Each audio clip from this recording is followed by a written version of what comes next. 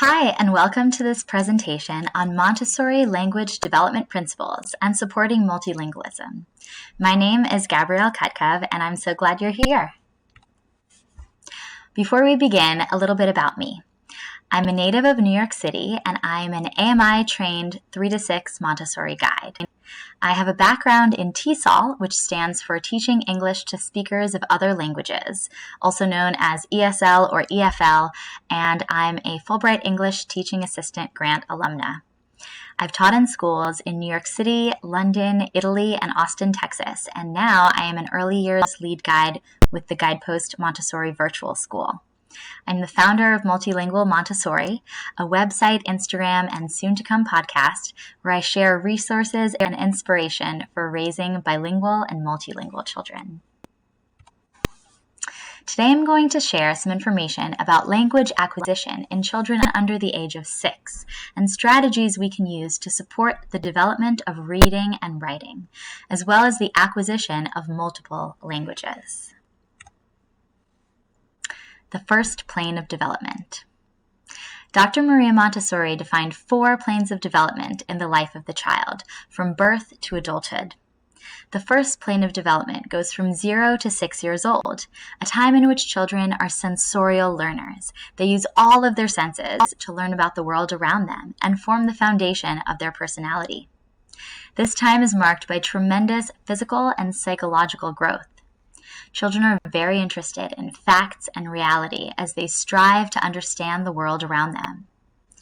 The first plane of development is when we see a rapid growth in language development. It is also the best time to introduce children to multiple languages, since this is when the absorbent mind and the sensitive period for language are active. Children have the potential to speak multiple languages fluently when exposed to them in dynamic, interactive language environments during the first plane of development. The sensitive period for language. Dr. Montessori described sensitive periods as a window of time in which a child's interests are focused on developing a certain skill, like a spotlight illuminating an area of development. There are several sensitive periods that present themselves during the child's first 6 years. The sensitive period is the longest of the sensitive periods. It spans the entire first plane of development, from birth all the way to age 6. During this time, children are drawn to language and words like moths to a flame. They're particularly attuned to the human voice and to mouth and lip movements. They are thrilled by the names of specific objects, rhyming words, and the pronunciation and articulation of complicated words. Thanks to the sensitive period for language, a child can learn to speak 2 or more languages like a native speaker before the age of 6. After that age, a child will have to exert a conscious effort to learn vocabulary and memorize grammatical structures of an additional language, rather than being able to absorb it from their environment. Now that we know a bit more about the child in the first plane of development, under the age of 6, let's talk about some ways we can support the development of reading and writing at home. The importance of oral language. So we can create an environment rich in spoken language before a child ever learns to read or write. Through songs, poems, and books, children will be exposed to many varied language inputs. Oral storytelling will help the child develop their own storytelling skills. We can tell an oral story about anything. We want to keep these stories reality-based as much as possible, helping children to solidify their grasp on reality and their understanding of the world around them. Sound games are another great way to support children's oral language development and their phonemic awareness, or awareness of the sounds that make up a word. For example, you can say to your child, "I spy something that begins with the sound B." They might find a berry. Then you can say all of the sounds in the word berry. B, E, R, E, berry. We can also support a child's vocabulary by naming words around them and getting very specific about it. So a strawberry has a stem, skin, seeds, and leaves, and it's connected to a plant in a pot with soil and roots. All of these words help the child to develop a rich, vibrant vocabulary. Children are drawn to big, complicated, specific words during this sensitive period for language, and we want to feed this hunger. We always want to be mindful about using the real names for things and not speaking in a baby voice. All of these strategies help children develop a rich vocabulary and phonemic awareness. When a child finally begins to write, we want them to be bursting with language and words. How to give a 3-period lesson. So a 3-period lesson is how we introduce new vocabulary in Montessori classrooms. And you can do this for a young child learning new words in their native language or an additional language. The 3-period lesson follows the process of learning: introduction, experience, and verification. So to do a 3-period lesson at home, you might gather 3 objects that your child doesn't know the names for. The first stage is the introduction, where you name the objects. For example, circle, square, and triangle. The second stage is where you give the child lots of experience identifying each object while you name it. For example, give me the circle. Put the triangle here. Pick up the square. If they choose the wrong object, you can say, oh, the triangle, thank you. And make sure to extend this period as long as you need to be sure that the child is confident with the words. In the last stage, verification, once you're confident that the child knows the words, point to an object and ask, what's this? If the child doesn't know the word or gets it wrong, you can tell them the word and return to stage 2 if they're interested, or at another time. With children under 3, you can skip the verification stage and just do the first 2 stages. We want to be as sure as possible that the child knows the word before we move on to the verification stage. Preparing the hand for writing. Providing children with opportunities for purposeful movement allows them to develop their hand strength and hand-eye coordination needed to write.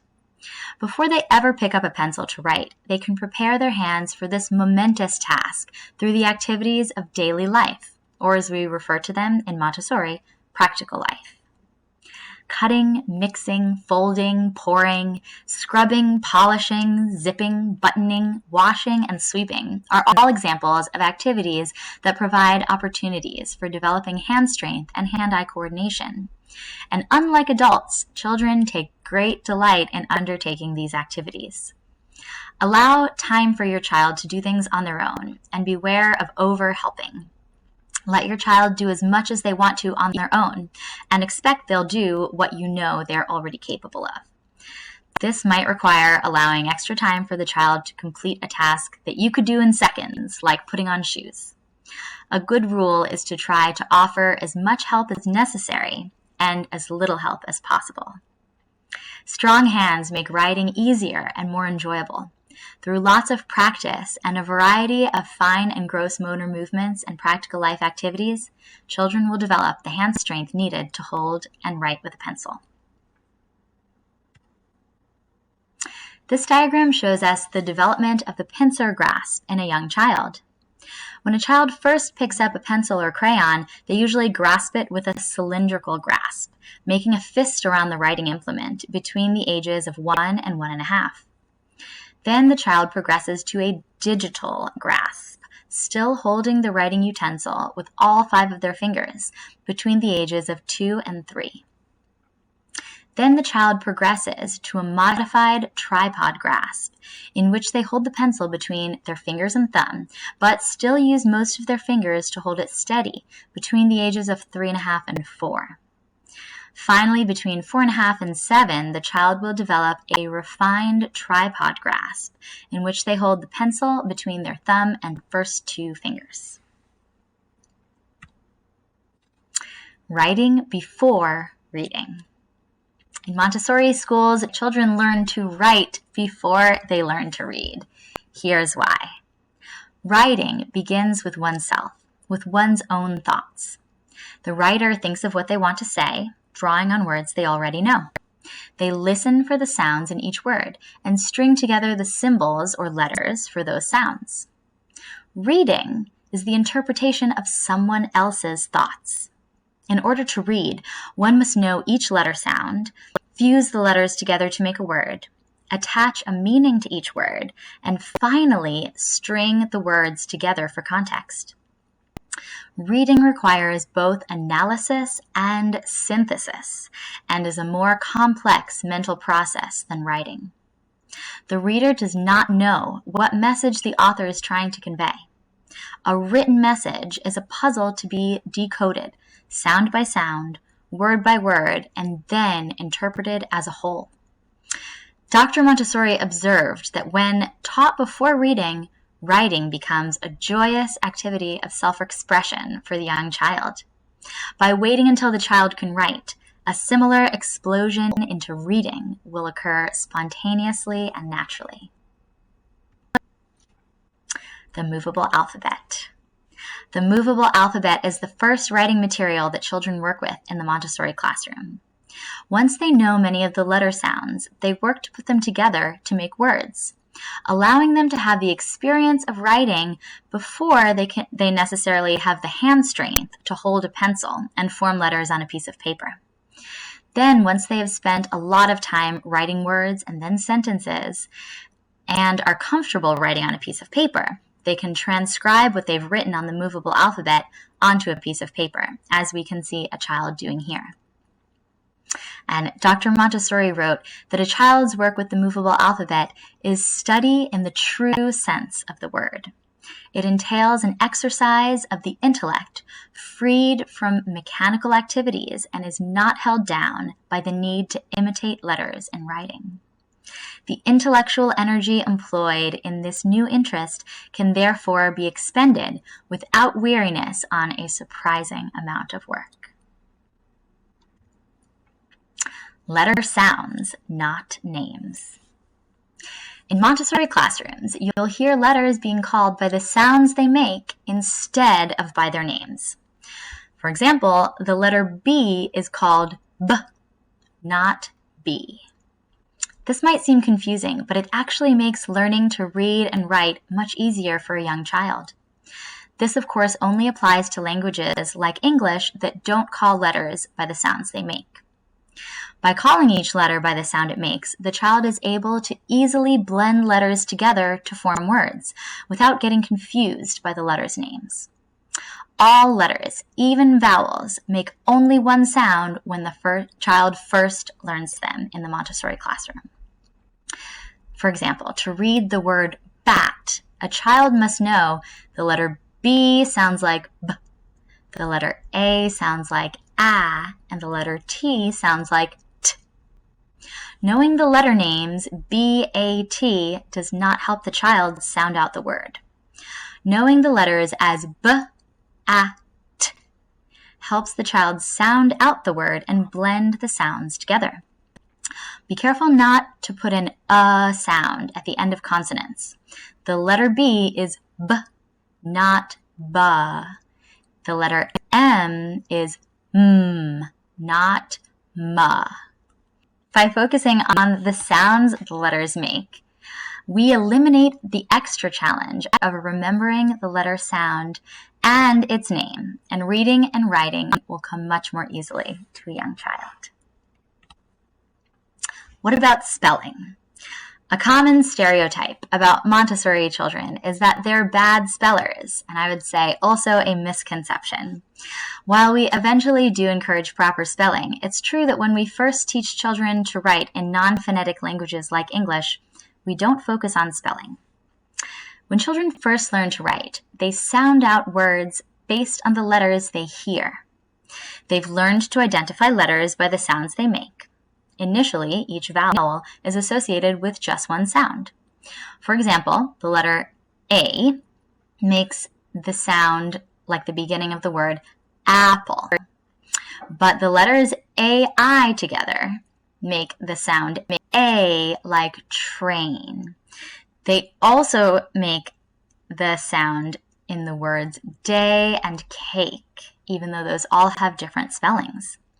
So the sound A, spelled A-I, is a phonogram. Phonograms, which are pairs or groups of letters that make one sound, are used to teach other vowel sounds and consonant blends. Alternate spellings of vowel sounds, in this case, other ways to spell the sound A besides A, I, are taught later. So the words train, day, and cake all have the A sound, and while they are spelled differently, the child first learning to write would spell them all the same. Here is an example of colors that a child in my class wrote on the Moveable Alphabet. This child wrote the word green as Green because she knew that the sound E was spelled with two E's. But she wrote the other colors exactly as she heard them, not how they are spelled in English. We can see her understanding of phonograms, blue, yellow, gray, and we would not correct this spelling. Later, we teach what we refer to in Montessori as puzzle words, which you might know as sight words, like she and y that have to be memorized, as well as alternate spellings of vowel sounds. In non-phonetic languages like English, we focus on correct spelling only after a child has developed confidence in writing phonetically. We want children's initial experiences with writing to be joyful, so we give them the freedom to develop a love for writing before we ask them to focus on conventional spelling. Now let's talk about multiple language learners. Now, you don't have to be bilingual yourself to raise a bilingual child. So let's talk about some strategies for bilingual and multilingual families, as well as monolingual families who are interested in exposing their children to multiple languages. Bilingual and multilingual language learners. The first thing to do when deciding to raise bilingual or multilingual language learners is to choose your method and be consistent. There are many ways to expose children to multiple languages, so find what works best for your family. 4 popular methods are OPOL, which stands for One Person, One Language, Domains of Use, or the Time and Place method, Minority Language at Home, and Going with the Flow. When reading about bilingualism and multilingualism, you'll often come across the acronym OPOL. This stands for One Person, One Language, and it's a method in which each parent speaks exclusively in their native language with their child, and they choose a family language to speak altogether. It definitely takes some effort on the part of the adults, but it's well worth it. This method is most popular for parents whose native languages are different from each other, so that they're each speaking their native language with their child.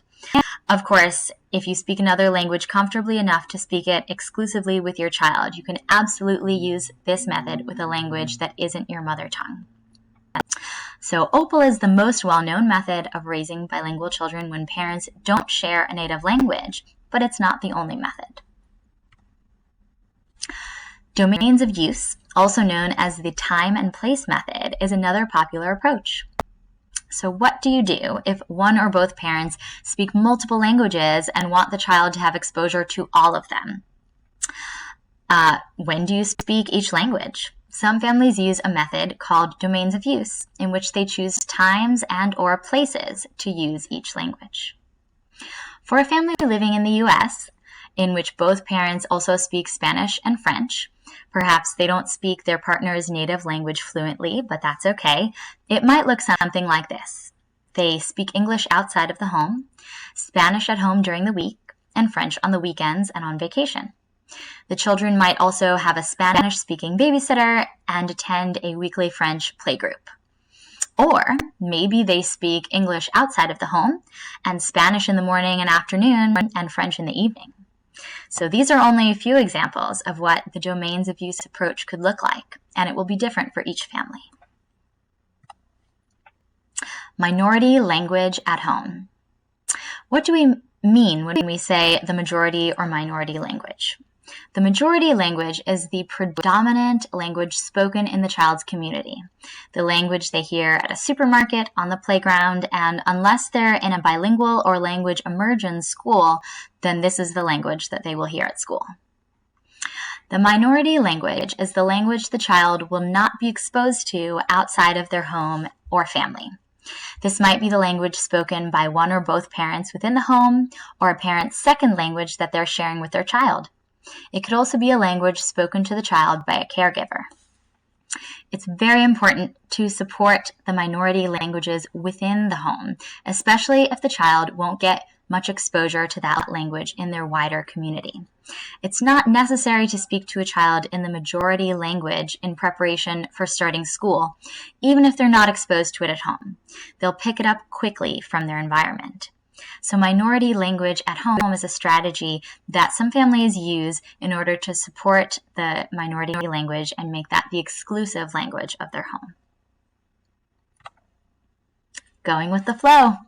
Some families in which everyone is bilingual or multilingual choose to switch between languages without any structure or plan, going back and forth when they feel like it. This strategy can work well as long as the minority language is getting plenty of use. A very common question I get is, can I teach my child a language that isn't my native language? And my answer is yes. We can absolutely teach our children other languages, even if we aren't native speakers. It takes a little extra effort and dedication, but it's well worth it. Many families use a method called utilizing outside resources to introduce additional languages to their children. Learn together. Make learning new words an activity that you do together. You can keep a word of the day journal or learn new words about a particular subject, like cooking, sports, or flowers. Reading books to your child in another language will help expand their vocabulary, and maybe yours as well.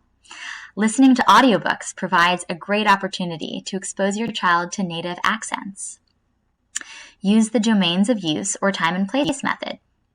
Create a ritual around speaking in the minority language with your child. Maybe you're an English-speaking family trying to learn German together, so you might speak German every evening at bath time, or at lunch, or while you're making breakfast together on the weekends. Find a community, in person or online. Look for local parent groups and children's language immersion playgroups in the minority language. You can find many of these online. Virtual playdates and Zoom classes are another great way to support your child's language learning, and yours as well. If available, native language babysitters and caretakers are another option to provide a language immersion experience for your child. Most importantly, aim for conversations. Remember that any kind of interactive and conversational exchange is the best way for children to learn languages. Movies, TVs, and apps can be supplemental, but should not be the child's primary form of interaction with the minority language. The sandwich technique. This is a method used in foreign language teaching, and it can be used with our young children when introducing new vocabulary. For example, if your child's dominant language is English, and you're trying to teach a new phrase in Italian, it might sound something like this. Sta piovendo. It's raining. Sta piovendo. We can also use it to translate just one word of a longer phrase. If I wanted to say, tomorrow morning we're going to the library, but I knew that the child didn't know the word library, I might say, domani mattina andiamo alla biblioteca. Library, biblioteca. When we sandwich the word in the familiar language between the words in the new language, it helps the child integrate new vocabulary and conveys meaning quickly. We should use this method sparingly. Most of what we say to young children can be inferred from context and interpreted without direct translation. But for the times when we do need to convey meaning quickly, the sandwich technique can be utilized to communicate efficiently while not sacrificing the child's exposure to the minority language.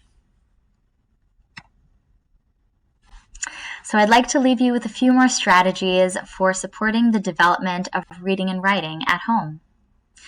The most important thing, as we talked about in the beginning of this presentation, is to value spoken language.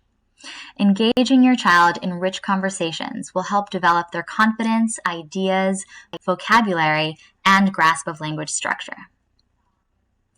Model writing by hand. Many children don't see adults writing by hand with a pen and paper much anymore, especially when we're on our devices all the time. So let your child see you writing letters, writing grocery lists, writing in a journal. Take dictation for your child. Let your child tell you a story and write down the words that they say. Then read those words back to them and let them listen to the story they just told. Let them observe how you form letters and words. Model reading for pleasure. Let your child observe you reading books for enjoyment. In addition to reading books to your child, read side by side. So you're reading your book and they're reading their book. Even if your child is not reading the words, they can practice handling books gently and looking at illustrations while you read your own book. Engage in dialogic reading. When reading books aloud, ask your child questions. What's this a picture of? What do you think will happen next? Why do you think she did that? How do you think he's feeling? This helps your child be engaged with the story and think critically about what's happening in the story. And limit screen time as much as possible. I know that it's very difficult when children are home during a pandemic, but the most important thing to keep in mind is that not all screen time is created equal.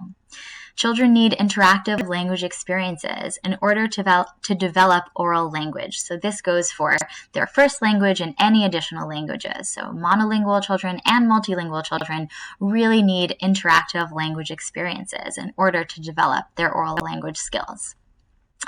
The best type of screen time is interactive conversations over video chat.